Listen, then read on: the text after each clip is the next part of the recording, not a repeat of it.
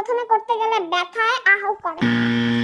আমরা জানি আমাদের চারপাশে যা কিছু আছে তাই নিয়ে হচ্ছে আমাদের পরিবেশ, আর আমাদের এটাও মনে রাখতে হবে পরিবেশের চারপাশে ভাইরাসের মতো ছড়িয়ে আছে এই কুবমণিগুলো। তাদের একমাত্র উদ্দেশ্য হলো টাকা কামানো, সেটা হোক টিভির ইন্টারভিউ কিংবা হাব। কুত্তা যেমন হাজারো লাথি খেয়ে হাড্ডির পেছনে দৌড়ে, তেমনি তারা মান ইজ্জতের কথা না ভেবে টাকার পেছনে দৌড়ে। ভাইয়ারা যদি টাকা এবং ইজ্জতকে ওজন করতে পারতো তাহলে ইন্টারভিউর মধ্যে এসে এইরকম প্রশ্ন করতে পারতো না, কমপক্ষে মেয়ে হয়ে।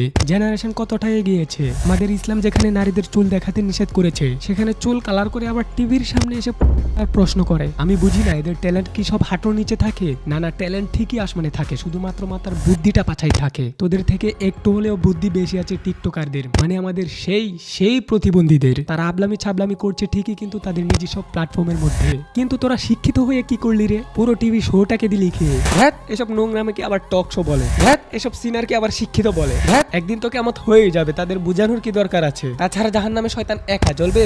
আর ঠিক সেই কারণে আপনার আমার বুঝতে হবে যে কারা এই ভদ্র সমাজকে অভদ্র বানাচ্ছে। যুব সমাজ কেন জেনার দিকে ধাপিত হচ্ছে, কেন রাস্তাঘাটে টিজিং এর পরিমাণ বেড়ে যাচ্ছে। শুধুই তাই না, হারাম সম্পর্কে অকালে অ্যাবর্শনে রাস্তাঘাটে কুকুরের মুখে মানুষের বাচ্চা থাকে।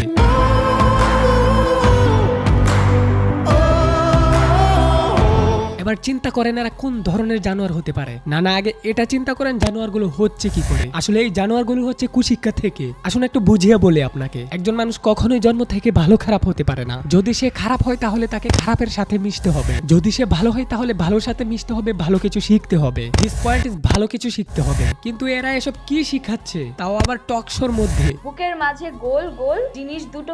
একজন মানুষ তখনই জানোয়ারের রূপ ধারণ করে যখন তার চিন্তা ভাবনা তাকে খারাপ, যখন তার চরিত্র হয় খারাপ, যখন তার আচার আচরণ হয় খারাপ, যখন তার কাজকর্ম হয় খারাপ। আর এগুলোর মধ্যে প্রাইমারি হলো চিন্তা ভাবনা। মানে কারো চিন্তা ভাবনা খারাপ থাকলে সে আস্তে আস্তে দুশ্চরিত্রা হয়ে যাবে। চরিত্র থেকে আচরণ, আচরণ থেকে কাজকর্মে, সে আর বাকি রাখলো না পশুর থেকে ভয়ানক জানোয়ার হতে। সোজা কথায় ভালো মানুষ চাইলে একটা ফ্রেশ চিন্তা ভাবনার মানুষ লাগবে, তবেই সমাজ মন্দ কাজ থেকে দূরে থাকবে। কিন্তু এগুলোর সাথে তাদের কি সম্পর্ক রয়েছে?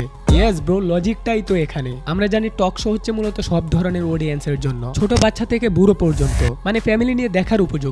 একবার ভাবুন তো, আপনি ঘরে বসে সবাইকে নিয়ে এই টক শোটা দেখছেন, ঠিক তখনই এরকম একটা প্রশ্ন করলে আপনার অবস্থা বা আপনার ফ্যামিলির অবস্থা কিরকম হবে? কোন জিনিস শুকনো ঢুকানো হয় কিন্তু বের হয় ভিজে? এবার আপনি বলেন তো, আপনার মাথায় উত্তরটা কি পজিটিভ এসেছে নাকি নেগেটিভ এসেছে? আপনার মাথায় পজিটিভ আসলেও 90% মানুষের মাথায় নেগেটিভ আসবে। এবার আপনি বলুন, একজন মানুষ ডানে বামে পিছনে সামনে এত নেগেটিভের মাঝে কিভাবে সে পজিটিভ থাকতে পারে? একজন লোক যদি ভালো থাকে, তার চারপাশে নেগেটিভ ক্রিঞ্জগুলো এসে তার চোখের পজিটিভ পর্দা নামিয়ে ফেলে, তাকে পরিয়ে দেয় রঙিন চশমা, সে রঙিন দুনিয়ায় ভাসতে থাকে। আর এভাবেই সে তার চিন্তা ভাবনা খারাপ করে ফেলে, যে কারণে দেশ সমাজ টক্সিক ও ক্রিঞ্জ হচ্ছে। চারিদিকে প্রতিবন্ধীর বিস্তার ঘটছে, মানুষ থেকে রাক্ষসে পরিণত হচ্ছে। আশা করি আপনাদের বুঝাতে পেরেছি। না বুঝতে পারলে আমার কি, আজ আমি যাচ্ছি, শীঘ্রই লাল বাতি নিয়ে আসছি।